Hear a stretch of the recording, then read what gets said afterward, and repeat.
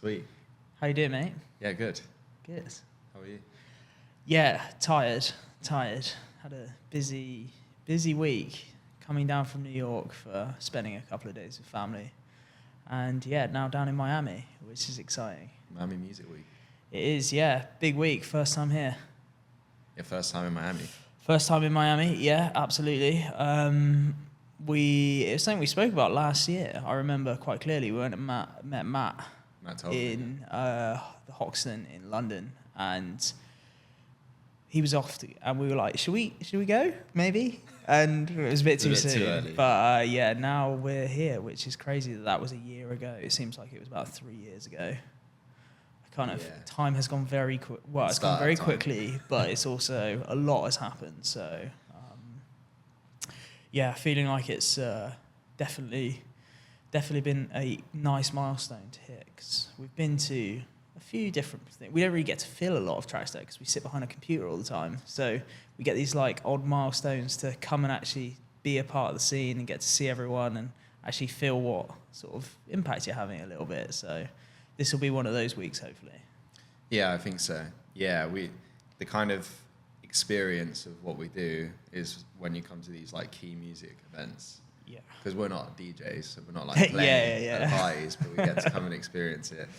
And like, I feel like these events are more for like the industry people to come in. Definitely. It gives everyone a chance who actually works behind the scenes to be like, we're going to come out, we're going to have a bit of a party, we're going to meet other people who are in the same position as us. And also, like, everyone uses the word like networking, which is always quite a corporate thing to say, but there is something nice about going and meeting someone who you probably have a professional relationship with, but you can share a beer with and chat shit. And it's not about, hey, were you going to sign on this dotted line, or you're going to come and use my product? It's more about like, hey, what's up? Like, how's your year been? Shoot the shit a little bit. So. Yeah, definitely. It's like client entertainment, but it's friendly. Yeah, exactly. You know, there's still like a networking angle to it, and there's still like professionality that you have to bring. Yeah. But I do feel like out of all the industries, it's very communal and quite social, and everyone actually gets on beyond the business chat. Yeah, well, this is something I kind of talk to about, like people who aren't very intimate with music industry or even the electronic music industry. Is like, unlike other professional industries, anything else you can think of, there's competition involved. Whereas like the competition in the electronic music industry isn't the same style. DJs and producers are collaborating a lot more. There isn't this whole thing of like, if you get signed, I don't get signed, and therefore I won't like interact with you or I treat you as hostile. There's so much more sort of, everyone's so interlinked with being able to like bring people up and collaborate with people to progress themselves, that there isn't this style of competition you get in sort of more traditional business. And I think that is something that really leads to like events like this week, kind of extremely communal. And it does feel like there's a bigger sense of community. You meet a lot more people who are going through similar things to you, and it doesn't feel like you're kind of business mode in the same way that I've been in other industries before we worked for Trackstack. So. Yeah, no, I agree. I think it is a very communal thing. Everyone loves it. You know, a lot of people, you know, do it. They do it for free in some ways as well. A lot of people, when they start, they just do it for nothing. You know, if you're like making music, you know, it doesn't have the highest ROI of any activity. But I think a lot of people go into that not for that. And that means there is a reliance on collaboration and supportive elements and community, because otherwise it doesn't really work. Yeah, well, it's underpinned by the art of the music, and that's it. It's a bit of a, I guess it's so contrasting with what people would think of typical business, because if you want to make a living out of something, it's like, well, you need to have a value that you can sell, but everyone gets into it just for I say 99% of people get into it because they love the music. They love making the music, they love listening to the music, and they want to make art. They want to be an artist. And so no one's thinking like, hey, I'm going to write a business plan to be a DJ, or I'm going to write a business plan to be an artist. It doesn't start that way. So it doesn't start that way, but I think at some point, if you want to cross boundaries and start doing it, you know, full time, Yeah. you have to understand that there's economics involved. Yeah. And even if it's very basic, like, you know, paying your own personal costs and like being able to support yourself through what you do, I think that is an important part of being an artist as well, is like meeting your creativity with good structure and good responsibility. And I think for electronic music specifically, a lot of DJs are kind of self-made entrepreneurs as much as they are self-made artists. When I say DJ, you know, I mean like someone who makes music as well as mixing it. But it's quite unique to electronic music, because you know, if you're in a band, then it's like already you've got like 4 or 5 people that are all kind of, you know, if you go on a tour, you kind of all like chip in, get the bus, and you know, kind of do it together, and it's like there's more stuff going on. Whereas if you're just in your studio making music, it's kind of just you and you, or you and maybe someone else if you're in like a group. So you have to be like, it takes a bit of time to start like seeing results and being resourceful and changing your mindset away from, okay, yeah, I love making the art, I love the music, but okay, now I actually want to make more music. And like, to make more music, you need more time. Yeah, well, this is 100% it. It's like with anything, you need to spend more and more time to get better. And I think the way you see people who really take their music to the next level is having that investment where they can free up their time to spend more time doing it. The time they spend day to day, where they get 6-7 hours a day to actually make music, as opposed to coming home from work, having dinner, having the rest of your life to deal with, and then jumping in the studio, where you might get an hour a day, 2 hours, even 30 minutes. And that's a massive difference, because if you look at like the 10,000 hours thing of how long it takes you to master something, those hours that you can put in early on and consistently and in bigger blocks, they're the things that are going to get you to a position where you're making better music, you have a better understanding of all the tools at your disposal, and bringing new tools into your arsenal.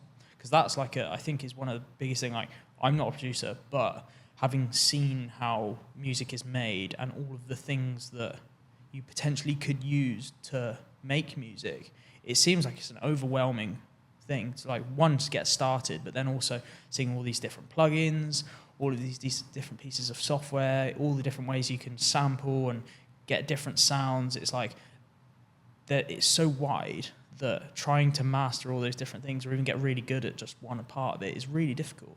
And so the more time you spend doing it, the better the outcomes are going to be in the products you're producing. Yeah. Well, I think some people are naturals. They kind of just like take to it. Yeah. And they're like, once you learn like your DAW, yeah, you learn how to use the tools, like the knives. Yeah. You know, it's like, I always say it's like a kitchen, right? It's even like with us writing software, like, yeah, you know, once you have like a pantry of ingredients, and you've got the right knives, and you've got the right tools, and you know your kitchen, then you can start cooking. I mean, it's the same. I think it's the same with any creative thing, but music especially. Like, when you first step into the kitchen, like step into Ableton or Logic or Fruit Loops or whatever it is, it's a bit like, okay, I want to make music, but like, what do I do? Yeah. And then you just kind of like start tinkering around, you make some beats, and then you start learning, you start like doing things, and then you just get better by repetition, and you make more, and you get feedback. And a lot of people start like that, and they just get better. Like, they just get better practice. But I think there's like a point where you start to become, you know, you either start becoming more serious about it. You're like, actually, I really, really like this. I want to start doing this. And that's when you have to kind of break out of this is a hobby, this is something I do after work, it's something I do for relaxation, and it can still have that intention of like being fun and creative, which it always should. But I think, you know, Trackstack is all about helping you have a career and like elevating you towards that career and giving you a structure, and some sort of sense of progression and a roadmap at least. And so when I'm always listening to artists talk about how they make music and what they do, I'm looking and I'm very aware and very tuned into like the point at which they start to take it way more seriously. And I always love to know like what was going on around that time. Yeah. That's the interesting thing, 'cause like when you sit down with people like this and really get to understand the journey and almost the tipping point of where they went from part-time musician to full-time musician, or like where that mental switch was, that's quite an interesting point, because it's probably, I would say, the scariest point in someone's life is when you give up structure to go and follow something that's unstructured. Yeah. It's like the most scary thing you can do. Yeah, but what I agree. That's why That's why a lot of people don't step into it, because it's too unstructured. Yeah. So they'd rather stay in something that like the 9-to-5 job that you have, or the things that are giving you that routine or that stability. And when I talk about stability, I'm talking about you can pay your bills. Yeah. You know, like bottom line is that is something that we all have to do every day, and that's whatever is kind of fueling that and giving you that structure. Is your sense of safety and grounding.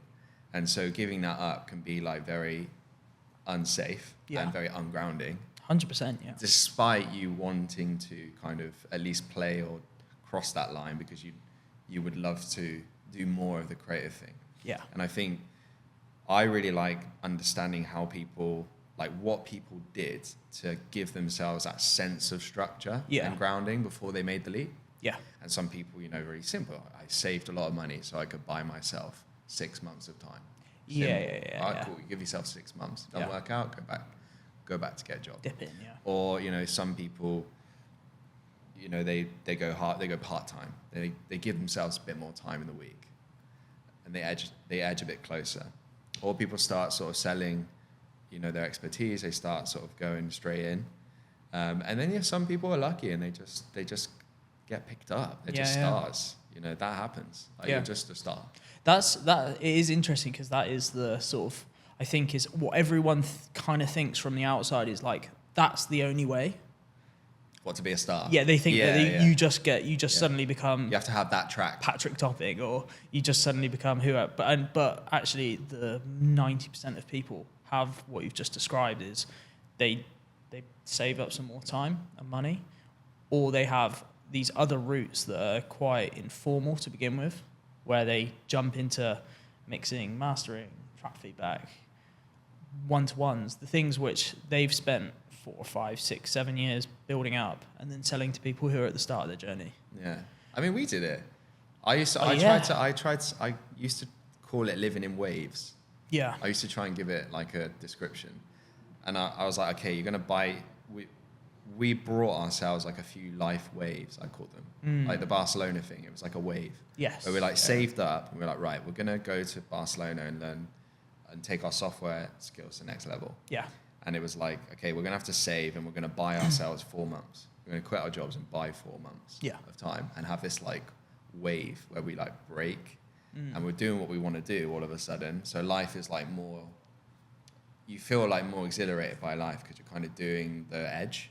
100%. So you're kind of riding the wave. It's new. But you scary. can fall. Like you can fall into the water, you can hit the coral. Yeah. You can get a bit beaten up, but you'll be all right. You'll come back up to the surface.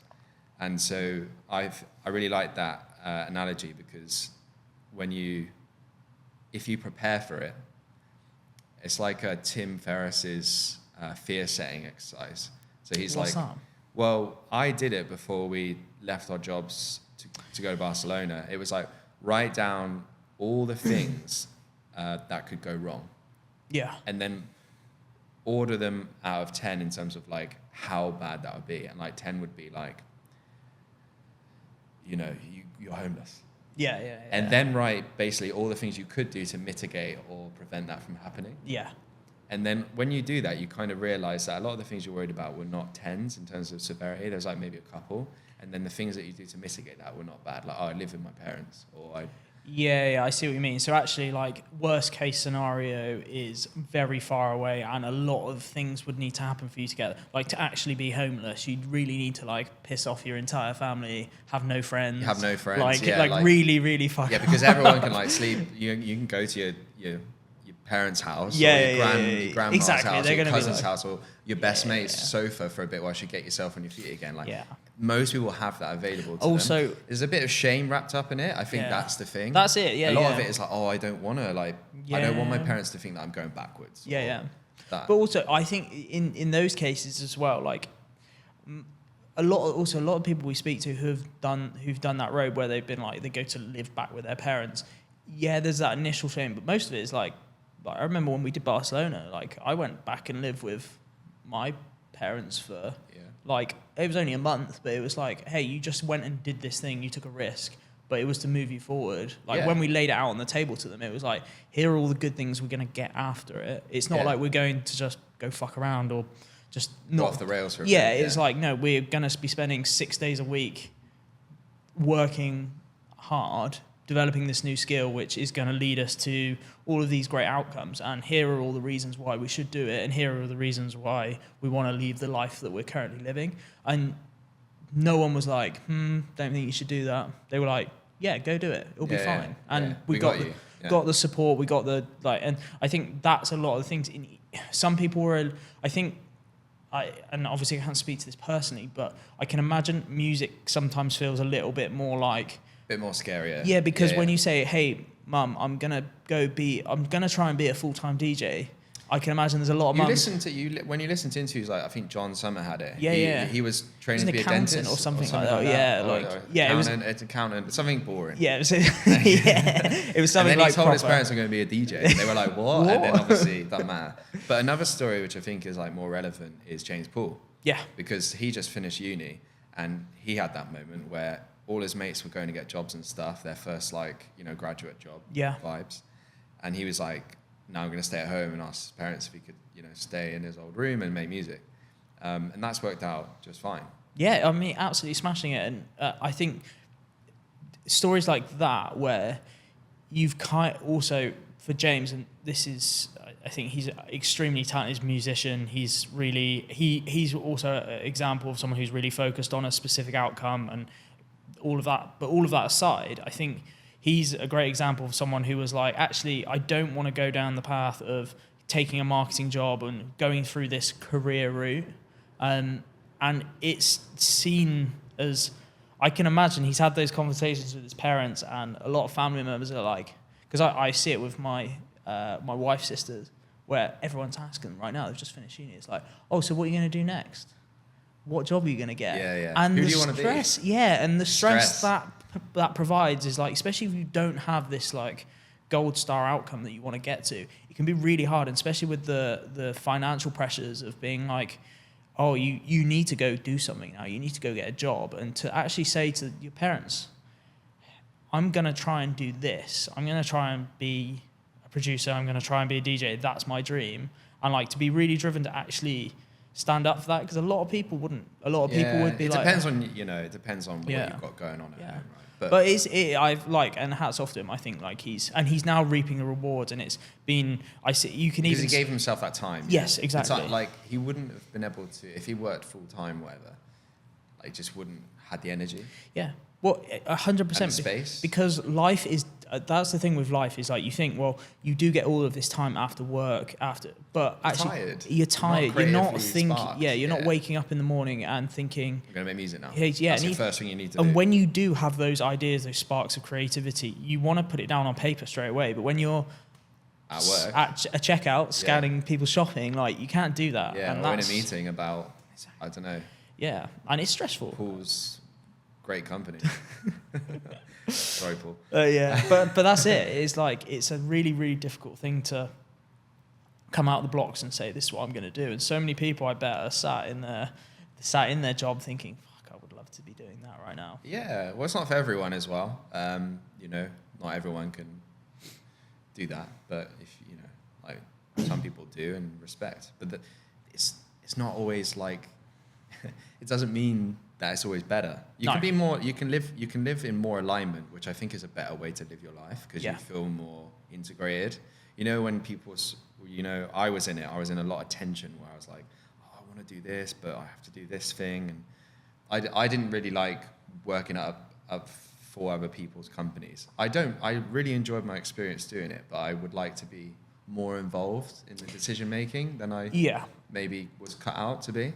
And I found that was a massive source of tension for me. That's why I was always like, George, we need to go and like do our own thing. Well, it's the commitment to something, because I've met people who work for other people in their startups and are 100% committed, and the outcomes are so much better. It can be good, and it's really good. But when you have your own thing on the side, which is actually the thing you want to go and do, which we have with Trackstack for ages, which we were going from, and it was really hard to commit to the working longer hours, like really going full in, doubling down on these startups. It's horrible, because you just pulled between two different places. You're pulled, and what that leads to is this type of stress which makes you feel like you're not moving anywhere, and it gives you all these negative feelings towards both sides. So you feel like you're not moving forward in your career, but then you also don't feel you're moving more forward in the pursuit or the dream that you're trying to chase on the side, because you can't give time to either side properly.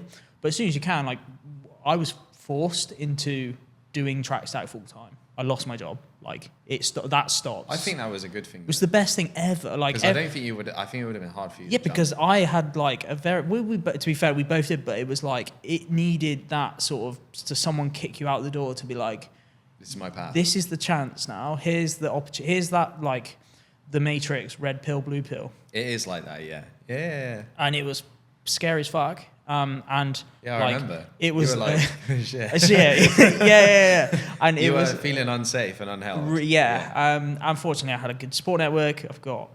I had people around me who could support me, who could give me work, and it was a lot of scraping, begging, bothering. But a lot of that came in when it was needed. Exactly. And that I really want to highlight that about. And one thing I've noticed when I've interviewed artists in the past, and I zeroed in on these moments, and I've really tried to go in, is that there's a commonality, and you can speak to it however you want to, but I fully believe that the elements of support are given to you from different places. It's not always hard cash, but it's like support and resources is given to you when you make that decision. So if you stay where you are, fine, you'll continue to get what you got. But if you go down the other one, which could be a bit more scary, I always fully believe that you are held. It just appears in different ways. Definitely. And that's exactly what happened to me. I had all of these different, they were small opportunities, and they were not always consistent, but what they meant is that I did pick up bits of work that would give me this enough stability that it made it palatable, that I wasn't completely in the shit every month. And there was like months where I was like, I have no idea how I'm going to pay my mortgage, but the result was like, but then a week later someone would call me up and say, hey, I've got, here's like, I really need this thing done, can you sort it for me? Yeah, absolutely. It's 500 quid, it's £1,000. It's stuff that was just enough that would... It would be the exact amount. It would be, It's usually really like... It's never like, a million. It's always like just what you need. Yeah, exactly. And like, that's the thing about, life is like, it does, if you trust it and you just go your own way and you follow your gut at all times, as much as you can without any resistance, which is hard, it's a practice. It's really hard, you're just, things will just come into it to support you. For sure. And I think you really, because I think before you were not necessarily like cynical, but maybe a little bit more like, all right, mate, like, this doesn't, world doesn't work like that. Like, you've got to have everything sorted out and agreed and done. And it was one-dimensional thinking. And I think you started to relax a bit more, and you're like, actually, no, I'm just going to roll with this. Yeah, because also that's the thing, is like, I think it's such a natural thing from the places we've come from in terms of our upbringing, where it was like, here's the structure of your life, and then you do a job and you do a career, and then breaking out of that pathway and out of that structure, we're taught to, that's almost a bit scary, and so you have this like an abyss that you don't look into, and when you're forced into it, it's not as bad as you think it's going to be. And like you said, you do get stuff coming towards you, and some people are a lot better equipped to deal with it mentally as well, but most people will underestimate themselves and think, I'm not going to be able to do that, when we're super resilient. Like most people, and you can always fall back on what you did before. Like there was always a chance of being like, you can always go back. That experience hasn't gone. You haven't just lost that.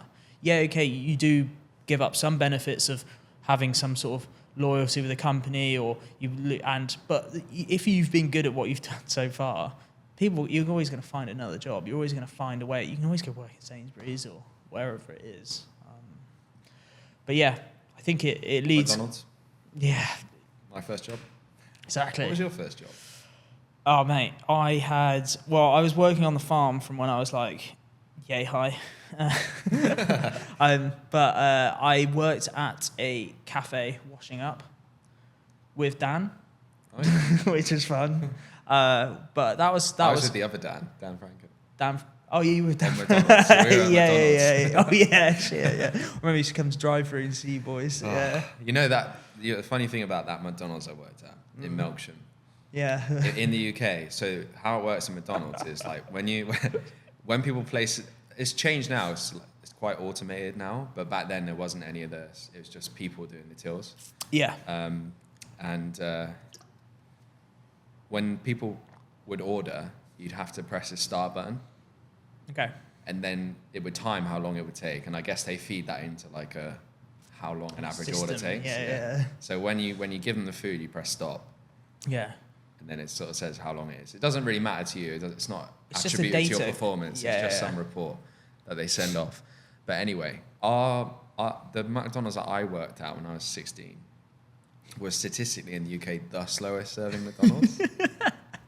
That's in the great, UK. really. Yeah, we got told, like, the manager was like, yeah, just so you know, like, we've got a bit of a problem. But like, it's a problem they couldn't fix because it was a drive-through and you could sit in there. Yeah. And it was next to a main road. Yeah. And it was also closest to the village. Closest to the town. So all the people after school and in town would go there by foot. Yeah. But then everyone driving on the main road would get off and go. Yeah, So we'd often yeah. have these things where like it would be fully congested, but then the restaurant would be full between like the hours of like after school and like 8 p.m. every day. So no one wanted to work that time. Yeah, it's It was the like worst shit. It was awful, yeah. It was like truly awful. Where people would get so annoyed. Like it would take 20 minutes. I started giving people free cheeseburgers just so I could deal with their like. I'm sorry. Yeah. deal with their anger. Yeah. And then I got a disciplinary for that. For giving away free shit. Yeah, they're like, you can't give away free cheeseburgers. I was like, fair enough, but Yeah, but I got to deal with this shit. it's good customer service there, right? Anyway. Yeah, I know. Well, it's the nice thing, we can give away free stuff now. Yeah. Which is good. If stuff goes wrong, it's like, there you go, have a bit of money off. Yeah, that's a good transition about how we look after our customers at Trackstack, because I think we've had a few times where people have got like super pissed for whatever reason, like the product, we're still building parts of it. I think it's good to say that is like, it's us two. We're the only two people working full time. Yeah. And we have a few other people around that are sort of satellites around us. Part-time freelancers that work with us. That help us do stuff. And they have very specific jobs. But like all the emails that come through the support, it's either you or me. All the stuff that goes wrong, it's usually because we're the people who are testing it. We're the people who are figuring out, like, as we change the product and make it better, like, we don't have a full QA team and a product manager who can test everything and we roll it out in stages. It's like, I think we'll start bringing that in next year. yeah. I feel like we're ready for that. Yeah. But yeah, majority of the time it's just been like me and you. And I think what's important is that we've had times where people have been not happy, and because of the way we've built what we've done, like we are able to like really sort them out. Yeah. Like, properly sort them out, where they turn around and they're like, actually, This is 5 nice. star, this is sick. Yeah, yeah. And you're like, cool. Because, when people, I think when you have a bad time with a company or a service or whatever, and they don't make you feel like valued It's listened to as or well. loved or whatever Yeah, it is, yeah.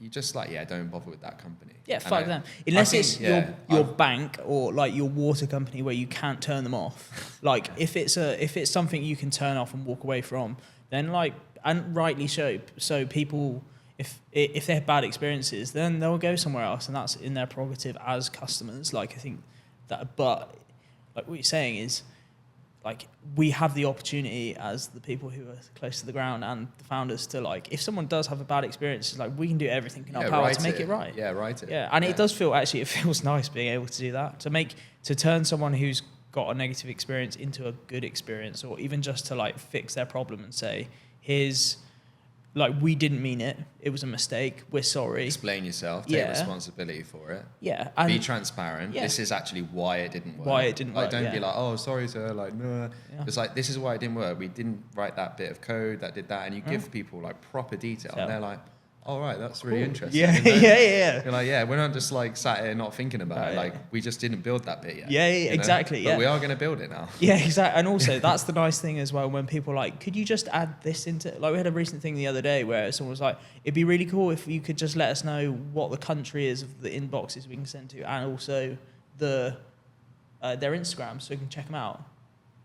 Cool. Didn't know that was a big thing. 48 hours. Did it really quickly. It was like, oh, okay, that's a really nice addition. Yeah, it looks really good now. Yeah, and then when people say it, they're like, oh, they listen to us. Like, that's the... Yeah, this is like what I mean, because having worked in this field for like 10 years at various startups and early stage products, obviously when you work at a mature technology startup, it's so big, you're so sort of segregated, it's hard to speak to this, because, you know, working at Facebook means that you're probably only working on a part of the platform. Whereas when you're working on an early stage product, it's kind of, you have a wide reach over its impact and its experience.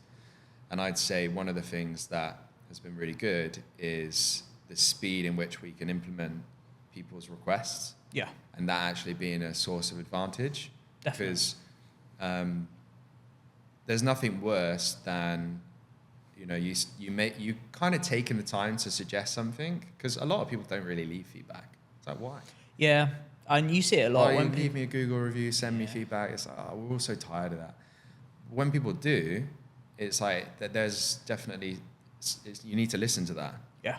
And respond. And then when you actually respond and integrate them, hey, we really like that idea. We just like put it in the product. Yeah. We shipped it. Have you got any, like, what else? What else would you like? Yeah, what else would you do? Yeah. Like, what else would you want to do if you were... And then people start buying into it. And I think that's what we did at the start with the first, like, 300 inboxes. Is we just kind of, we did the designs, we did it, and we just sent it around to everyone. It's like, what do you think? And they're like, yeah, this is good. I would maybe change that. And then everyone felt like they were kind of building it with us, which is really important, and it speaks to what inspires how we think and how we build Trackstack, which is that sort of indie maker approach, which is more transparent, it's more collaborative. Yeah.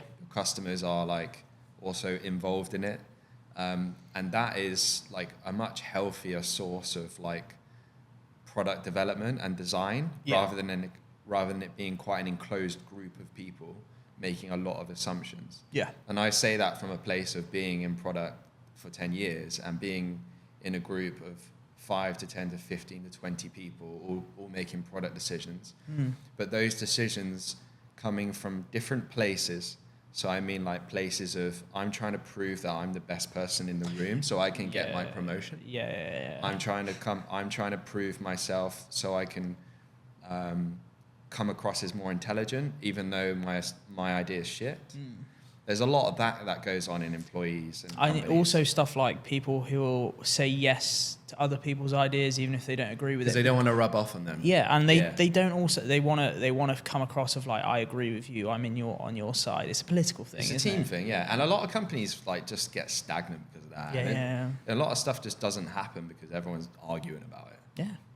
Yeah, or they go down discussing it. They go down the wrong direction. It's like the example of the really interesting. I read it in a Malcolm Gladwell book about how in I think it was a Korean airline, where in Korean society it's quite you shouldn't really, the way you talk to your elders and people who you respect more, and there was a lot of plane crashes happening in Korea, where the co-pilot would know that there was something wrong but wouldn't tell the captain because it was like socially awkward to say something, and so they just crashed the plane.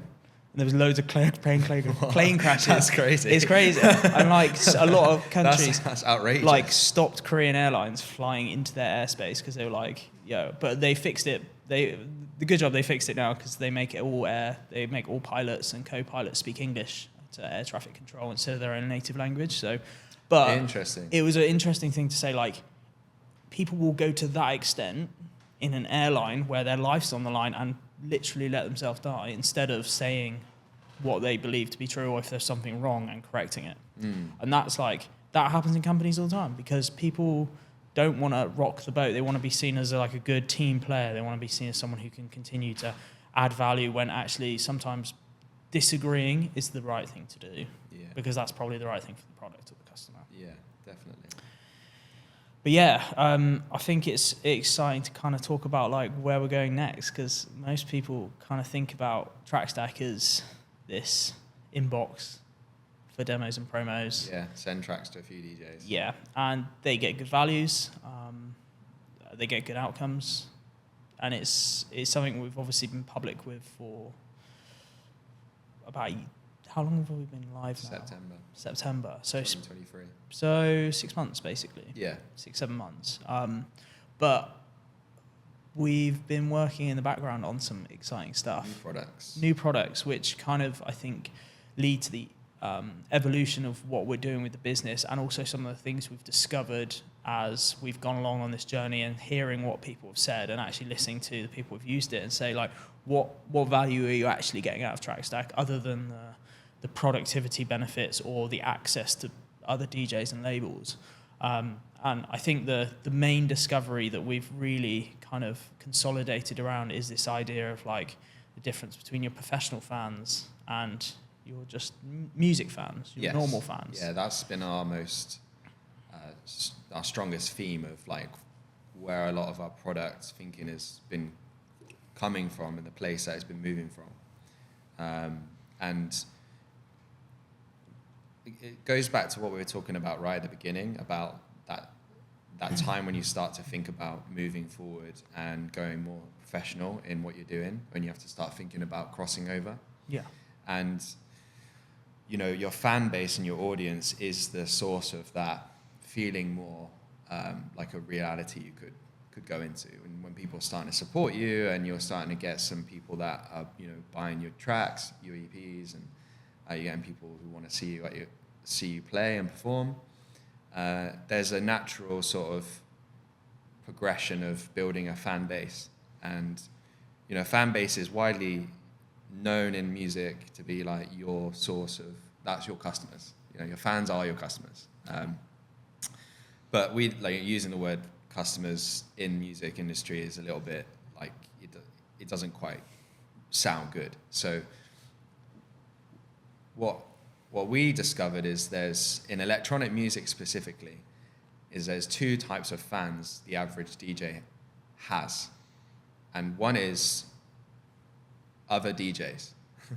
And we call them your professional fans. They're usually the ones who are like the early bird customers for you. They're the ones who like pick you up when you're just starting and like, yeah, I'll listen to you on your track. The equivalent of the early adopters. Yeah, they're like the early adopters, and they sort of like, they buy your EP at first, and they usually, you know, they're your friends that are DJs, and then it starts to become like other DJs, other towns, and that's your original network. They're the ones that make it happen for you from the start. Yeah. And it's important you really value those people, remember them, not forget them. Yeah. Because they, I think one thing to add there, they are super highly engaged with you. So they're not just coming and seeing like this, popping in every couple of months, seeing or like liking an Instagram post or coming to a show. They are the people who want to be a part of, want to collaborate with you. They want to get their tracks signed or supported by you. They want to be on your label. They want to be a part of your event. They want to be associated with you, I think is a good way to describe it. Yeah, they're feeling your vibe. Like they like what you're making. Exactly, yeah. Sometimes it's as simple as that. Exactly. Because I do feel like other DJs, they want to play tracks, they want to play cool stuff. And that's the great thing about electronic music. It's different. It doesn't quite work the same in bands and singers. They're quite independent. Yeah. They have to rely on them. They have to rely on their music fans. Yeah. You know. Whereas electronic music's different, because like the other DJs want to help you. They want to like move you forward. Yeah. And you'll play together. The whole on process the of it is also because it's so intrinsic that you're paying other people's tracks. Like some people, fair enough, they've got a big catalogue of tracks and they'll just play their own. But like most people are finding stuff from other people and they're like, this is wicked. This is me. This is great. I want to play. Yeah, exactly. Like yeah. So there's pro fans, we call them professional fans, and then there's your music fans. And as you grow into like an artist that's touring and becoming more of like what people see as a traditional music artist, you know, it's kind of like when you're touring, then you start to build that music fan base. And that's like people who genuinely just stream your tracks. They come to your gigs, they buy your t-shirts, but they're not usually DJs. They're like just people who work. They just love electronic music, or they love that hit you made. But there's like a certain, you need to be at a certain place when you start to bring a lot of them to you. And at that point, you're probably so far in that you've got different things going on. And so what we kind of say is that in the beginning, when a lot of your fan base is made up of the professionals, other peers, people above, below, across, it's really important to value the relationship you have with them. And that's underpinned a lot of how we think about inbox, which we've kind of introduced this term like PRM, professional relationship management. Again, it borrows from the idea of customer relationship management, because, as a DJ and producer, you do need to see yourself as a self-independent business, because that's how you're going to be able to support yourself and provide that structure and safety so that you can spend more time making music anyway. And I think as well, the realization came from a couple of people who were using Inbox frequently, where we built up this list of these professional fans, people who'd sent them music and said, hey, can we take that out and start using that as a source of communicating with them? We want to send them emails, we want to send promos to them, we want to sell them our sample pack, whatever it is. And it was like, okay, so this is a really targeted, highly engaged list of people that you've built up yourself. We haven't gone away and found it for you. Like, this is your audience that you've collected, and you want to be able to use that. And there's a few smart people who figured that out before and came to us and said, we want to be able to bring that out and start using it. And then it was like, well, only a small percentage of people are using it at the moment. How about if you suddenly took... we started asking about their results and like what were they getting out of it? What were they seeing when they started to use that list from Trackstack? And it was pretty amazing that it was becoming this boost in bottom line. Yeah, basically. Yeah. They were earning money from that. Yeah. And that's important. Because light bulb went off, was like, oh, okay, so if they can do it, why can't everyone that has an inbox? Yeah. Like, if you suddenly make yourself open to receiving tracks, you start to identify and split out who your pro fans are. Yeah, that's it. So the purpose of Inbox is not to... is great that you get tracks and demos. The purpose of Inbox is to help you identify your professional fans and build a relationship with them by valuing the work that they do, the work that they send you, because that's the form of currency that is being exchanged. Yeah.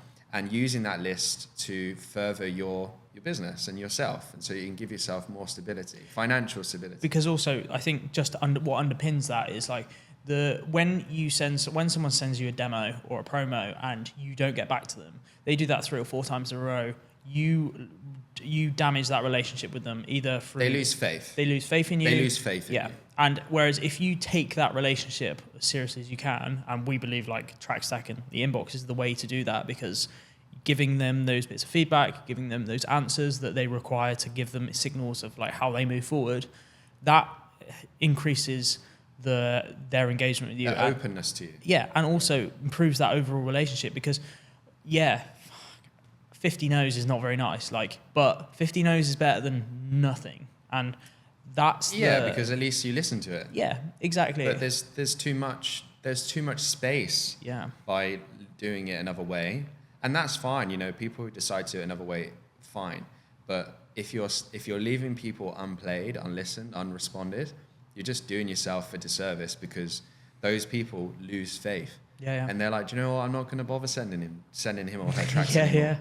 And then that's a lost customer. Yeah, in my opinion. Yeah, no, it is, because but also the knock-on effect of that is not just like, you're going to lose out on great music, potential future music that person creates, and potential hits that for your label or to play, but actually all of those other resources that you're selling and that people come to buy from you, they're going to go do it with someone else that is more engaged, and they're going to be put up as both a professional fan, but also as a music fan, and that perforates into the tickets they buy, the people they bring to those shows. They might bring a group of friends who have got I don't know, there might be 10 of them.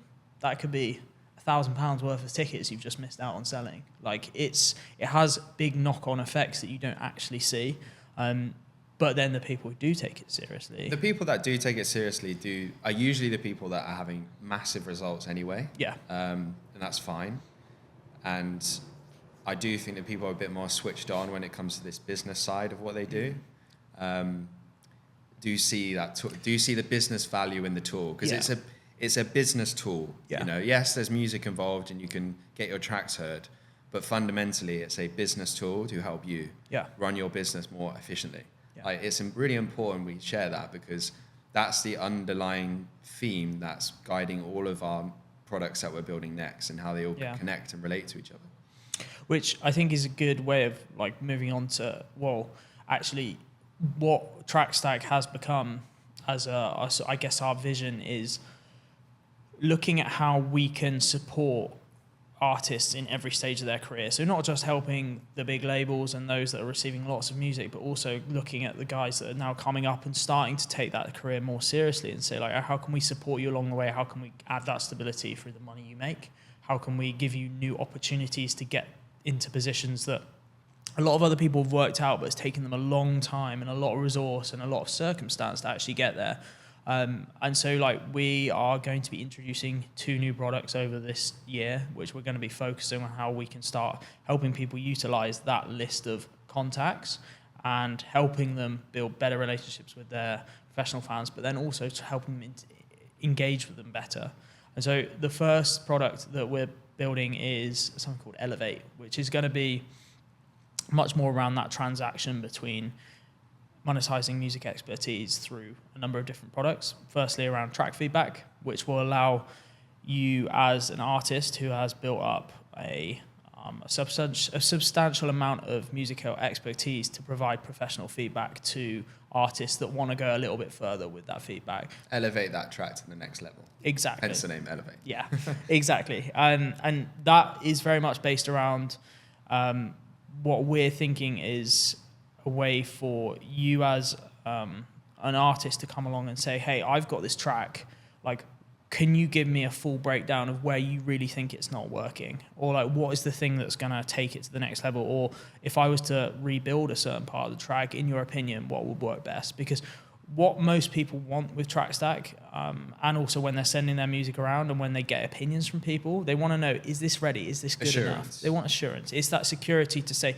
am I good enough? Yes, am I and having someone they trust and they respect their opinion of, and typically that's the other artists around them, that is so important. And that we believe that there's a monetary exchange there, not because we believe that people should be taking advantage of smaller artists, but actually, like, that's a time commitment. Sit down and then really listen to a track and to really absorb it, to go through the elements, to think about it in the way that you would have made it, and then to actually come up with a piece of feedback is no different to like you're selling your time in that respect. Yeah, it's no different to getting a custom nutrition plan or a custom workout plan or anything like that. Or hey, check out my deadlift form, I want you to correct it. Exactly. It's the same process. Having a coach in a way. Yeah, it is like a coach, and there has to be a transaction, because, you know, the people that we want to give you access to, we want them to be the best for you. Yeah.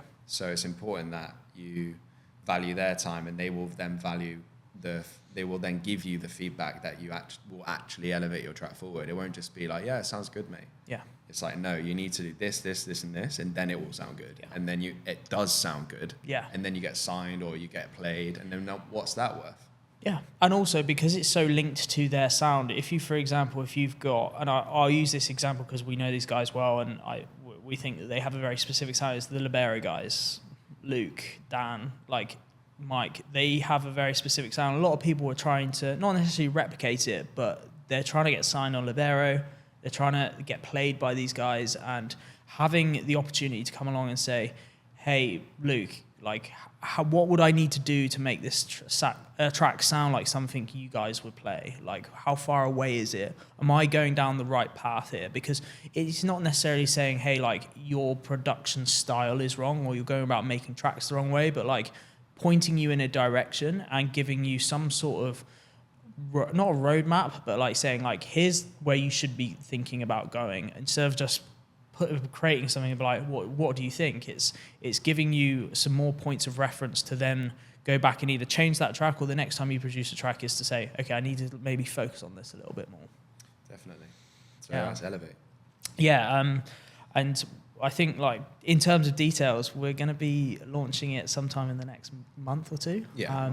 And it's going to be quite a close thing to begin with. So we've got a few people we're going to be testing it with. But yeah, you'll basically be able to come and get your some professional track feedback, and we'll be asking for feedback on that feedback. Nice. See how we can make it better. Feedback inception. Yeah, basically.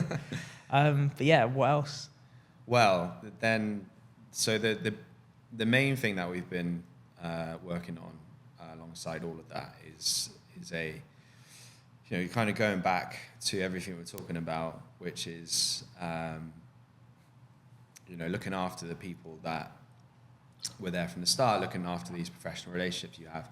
And we've witnessed and seen a lot of different versions of this in the electronic music community. We've seen DJs and producers who have realized that that's a great source of stability, and that they would love to cultivate something more engaged with their closest fans and build something that really kind of connects them closer.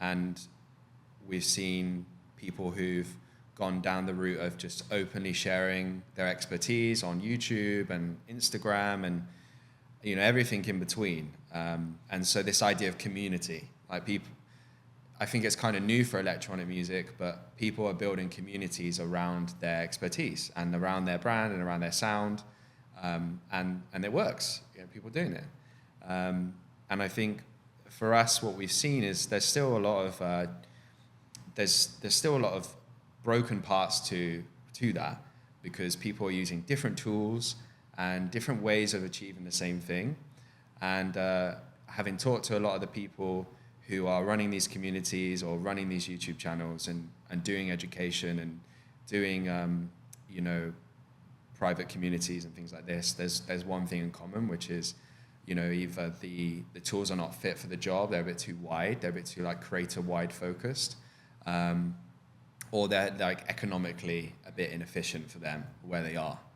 And we started to realize that we definitely wanted to build something that would bring out the best in all these tools that people are using, bring out the best elements. So like an example of this is the people are using something like Patreon and Teachable and Kajabi, then with a Discord or a WhatsApp, and then maybe they've created a Squarespace website, and it's these 3 or 4 different tools plugged together, and it's costing them $100 a month, $100 a month just to run the subscriptions, and then they're getting charged however much to actually have fees on subscription amount.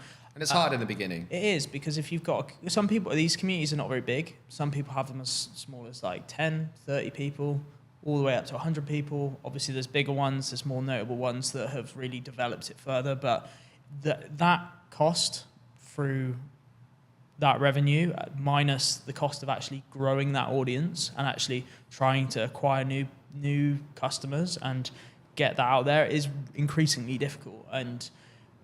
But it is possible, and it's something that people who are really taking it seriously are doing successfully.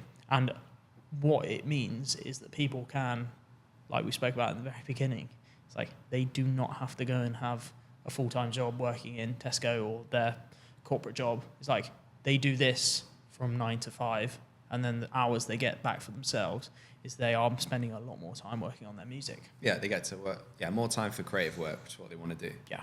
Or just more time for life or family or key events. Whatever you want. It's not always about that. Some people, you know, are doing it because they're transitioning out of being a full-time DJ, and they need to, you know, make the most of what they've done and achieved, and a lot of that is their expertise. Yeah. And it's kind of like, you know, it's kind of like what Airbnb did. They kind of came in and said, hey, that spare room is valuable. You know, make sure you use that. Yeah. And it's the same idea with our thinking is like, yeah, that music expertise you've built up is valuable. Like, you should share that. Yeah. You should make yourself open for that. And it's just like inbox. It's like, the idea of all our products, the intention with all of them is like Inbox makes you open for tracks, you know, Elevate helps you kind of be open for professional feedback, and Studio, which is what we're calling our next product, is about helping you, you know, open yourself up to share your expertise. Yeah, and I think the thing the way that we think about it is that, and there's other platforms available that basically come along and they say, hey, we want to record this one-off tutorial, this series with you, and they give you the money and you get some royalties off the back of it, but they take care of everything else, which is great. It gives a lot of people a lot of opportunities, and they've done an amazing job at giving access to a lot of this content to these up-and-coming artists, and I think it should be stated, like, we don't feel any ill will towards them at all. I think they've done an amazing job for the community. However, it's that Airbnb approach of saying, well, how about if you owned 100% of the content you made? And how about if it became your asset that you can use forever? And that, yeah, we'll provide the service and we'll take a little bit of it just to have a fee for running it and making sure you have the tools available. But it should be yours, no different to your music. Like, you should have authority over what happens to it, and the agency to say, hey, I want to, if you want to put it on YouTube for free, fantastic. But also, if you want to make some money off it because it's the years and years you've spent building up your expertise, you should be able to sell it in content form. And what we have seen with a lot of these communities is it's not like the highest quality standard content in terms of like filmed on a HD camera. It's people are making this content from their laptops via a Zoom call or via just a recording their screen, and the value is the expertise there and the knowledge they're giving across. And so to be able to do that, and if we can give them the tools to do that in a really high quality way, amazing. And we'll obviously make it so that it's really, really palatable for people and a lot of people can access it around the world. But it's the ability to give you the tools to actually create it and put it out there and to own it yourself. And if you don't want it on Trackstack, no problem. But like, it's yours. You've created it. No one else is coming along and saying what you can and can't do with it. And that's I think is there's no moderation. Yeah, there's no moderation. It's not like there's a bit in between. Yeah. There's no bits in between. It's like your thing. And going back to like what are we talking about? So like Studio is a community builder. It's designed around electronic music specifically. It's kind of optimized, and the experience draws upon all of the products that we've seen people use to build their own communities. We've taken some of the best aspects of them, and we're building essentially like a community builder in a box. So it's kind of like your website, it's your community membership, it's your terms in terms of setting your pricing plans and setting your schedules of when you're going to post content and all of the tooling and how it looks and things like this. And it's yours, you know, it's your thing. It's up to you how you grow it. But obviously, you know, it ties in nicely to the fact that you have this group of professional fans that you're building up, and knowing who they are means that you can at least, you know, speak to those people through what you do first, because they're probably the most engaged people who want to kind of get that and learn about that from you, and be the first members of that community. So it's all kind of tying nicely together, and the intention of all of those products and the platform itself is all about, you know, removing the friction to more stability, more of a lasting career. That's really the intention of what we're doing, is to remove friction, is to make it easy, and to also empower you to kind of know that it's yours, and to remind you that it is yours and that you are like running a business. And for some people that might not resonate. I just want to make music and do me, and that's cool. But you know, there is an angle of that, of thinking long term about, you know, what happens after I don't want to tour anymore, and what happens after, you know, things die down or genres change, because genres change and music changes fast, and things can be hot for a moment and then they're not so hot anymore, and that's the nature of the music industry for sure. Definitely. So I think it's really important to be proactive with your thinking about that type of thing, and just know that you can go that option, you have that available. But that's kind of like the intention of what Studio is and what Inbox is really. Yeah. It's all about removing that friction and giving yourself that long-lasting career. Yeah.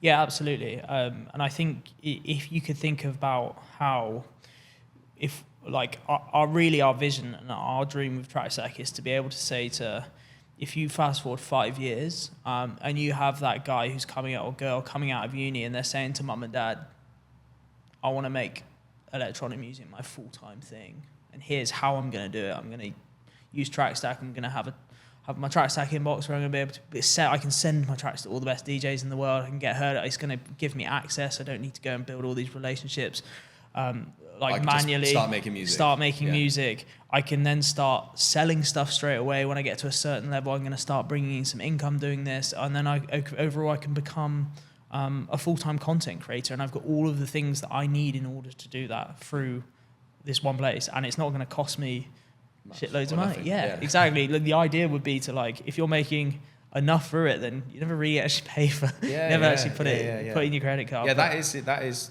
yeah. I mean, like, stepping right back is like, yeah, it's a bunch of software and it's a bunch of tools, and well, why would I want to use it? Like, why would I pick that? And it's like, well, you pick that because it's going to move you closer to your, like, desired life that you want to live. Yeah. It's like there to support you in living that life. So, like, that example you just spoke about, it's not always about the graduate who's fresh. It can be any age. Like, you could get into music any age. Like, it's all good. But, like, you do need to have that conversation with loved ones, wife, partner, yourself. Yeah. Sometimes parents, sometimes other people, but mostly yourself. Like, you need to have that conversation with yourself. Like, am I going to do this? And, like, I think the real intention of what we're trying to do is to give you that place where you're like, I'm going to do this, and this is going to help me do that. Yeah. And if we can kind of get there and more people feel like that, then we're doing what we need to do. If we can make that decision safer, feel more stable, then, like, that's job done. That's success in our opinion. And I think it's like, it will obviously take some time to deliver it, but we're really excited about, like, the place it's got to, the sort of the stage that we're at right now, and like, the communities that have come on board already to help us build it and transition away from what they're doing to. Because when we speak to these guys who are doing this already, like, they've figured out the hard way. They've been through the steps that it takes to pull all these things together, and they in spite of having to do that, they've still made it a success. Yeah, and definitely. And that's really good to learn from, right? Yeah, because, you know, you're moving people off their existing process, their existing way of doing it, onto something that is supposed to be better. Yeah. So it's setting the bar high for us as engineers, as product people. But it means that when we do build studio, we will build a high quality product that will work for any scale from the beginning. Yeah. And that's really important, because, you know, I think we've been really good at selecting the right communities to kind of beta and develop this with, the right partners, definitely, for sure. Yeah. It's exciting. Miami Music Week. Yeah, exactly. So, I mean, it fortunately all accumulates in the fact that we spend most of our time sat behind a computer screen trying to figure all this stuff out, and it's just as, I think that's the one thing you can relate to. I remember showing Tim Taylor a couple of weeks ago. He was like, so what is it actually you do? And I was like, oh, really? I shared my screen with him, and I was like, so this is what coding is. And he was like, ooh. Really? Yeah, it was like, it's my version of the door. It's just but it's I think there's nothing better when we have those days where you're sat there coding and you get some great stuff done and you have a result at the end of it. It's like, it makes it all worth it. Like, I know it's going to take a long time before we really, really see the fruits of our own labour and the risks that we've taken as people ourselves. Risk, But this is why I implore anyone that's thinking about it to do it, is because I've never been more professionally happy in my life than when I've been working on track. And like the days that some days we have some really shitty days. Stuff goes wrong. We fuck up. We have people angry at us. It can get overwhelming. But when the days you do have that are amazing and you get loads of stuff done, like it's really, really empowering to feel like you're doing this for yourself, and you're like, I would never ever go back. And when I say go back, I mean like giving up what we're doing now to go back and work for someone else, because it is. Yeah, and the same, and what you're speaking to a little bit is what we talked about at the start, which is like, you know, when you want to take that leap as an artist, an early stage artist, you know, take it. Yeah, like, I know it's a really like cliche yeah, thing to say. it is, like, it is. You know, you just got to do it, man. Yeah, you got to do it. But like, to do it.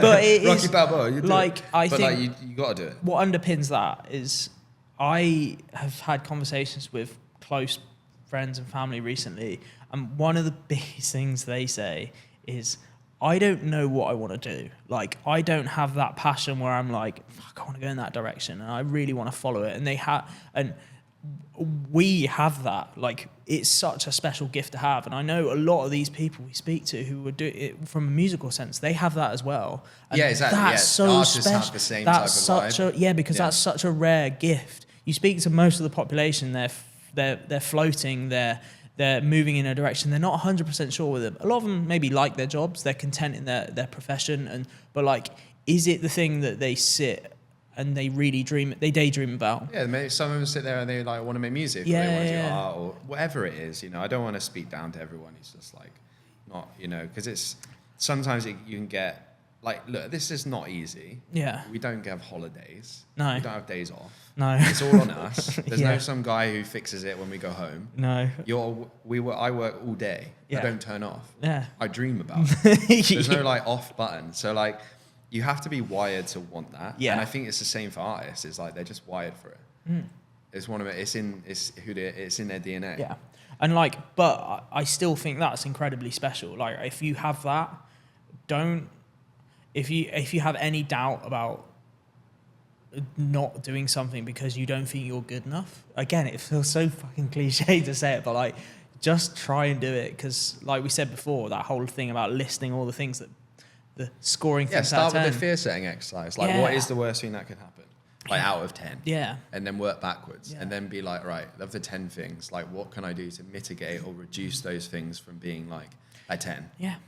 And like, yeah, there will be people who have circumstances that really don't allow it. I can't imagine what it would be like to try and do this with a young family, or to do this in a place where it's maybe economically it's a lot more difficult. But like, you as a person, I think you owe it to yourself to follow what you want to do. And like, I've never been happier doing what we do, despite all of the things you described about being stressful. And I think, I like it. Like, it's truly like, I cannot be hyperbolic enough about how great it is. Like, it's honestly, it's amazing. But I also feel very lucky because we have that drive to go and do it, which sometimes you wake up in the morning, you don't feel that drive. You feel like, I could stay in bed another hour, or I could sack off today. But it's the consistency and the getting up and actually doing it that leads you to the good days. And also doing stuff like this. Like, we're fortunate enough that we're sat in a apartment block looking out downtown Miami, the sun's shining. We're about to go off and have a bit of a party, meet some amazing people. But that's the accumulation of the potential where you could go. And everyone has the opportunity to do this in this industry as well. Like, that's one thing that's great about it. I can't imagine you get to do this in accounting much. And that's fucking cool, because we do get access to some of these amazing spots and these amazing weeks of the year. Yeah, man. Yeah. Right, so wrapping up, Miami Music Week. Yeah, I mean, amazing. Very, very happy and blessed that we get to be here. Yes. And very excited for what we've got coming up with Trackstack. We promise that we will get back to work after this week once the hangovers rubbed off. But yeah, no, I'm excited for what we're going to be doing with Elevate and Studio. We've got an exciting partnership as well with Graham Farmer at Brighton Music Conference in May, which is going to be really cool. So yeah, if you haven't got tickets, so you're in the UK and you can get to Brighton Music Conference. It's a great, small 2-day conference where you can meet a lot of industry people. A lot of people are there from like more the background. Yeah. There's also DJs there. But it's a chance to meet A&R people. It's a chance to meet decision makers. And really, really important talks as well. I think it shouldn't be stated enough, is like, these conferences, when people are having these panels, these discussions, like, you're hearing the expertise and the opinions of a lot of these people in the background that you would never actually get access to. And a lot of the things that we've kind of shaped our contacts over the last couple of years came from last year at Brighton Music Conference. Definitely. And I think they're really nice to go to. You also get to see other people and people's flavour of the industry, and I think really great if anyone can get down, because we'll be there. Come say hi. Nice. But yeah, what else have we got? Anything else to wrap it up with? That's it for now. Yeah. Just Miami Music Week. Exciting. Let's do it. Cool.